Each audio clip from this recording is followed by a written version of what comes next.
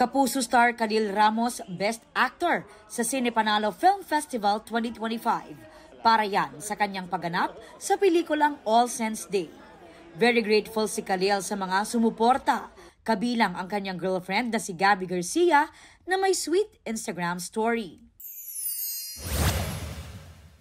Derek Monasterio ikinwento kung paanong nahaluan ng takot ang first Europe tour nila ng kasintahang si El Villanueva na nadulas sa snow sa Swiss Alps. Nag-slide siya sa mountain pababa. 15 seconds of sliding down without knowing kung hihinto ba siya or hindi. Kasi grabe ang foggy hindi namin makita yung baba. Safe naman si El nang makarating sa patag na bahagi ng bundok. Aubrey Carampel nagbabalita para sa GMA Integrated News. Huwag magpahuli sa mga balitang dapat niyong malaman. Mag-subscribe na sa GMA Integrated News sa YouTube.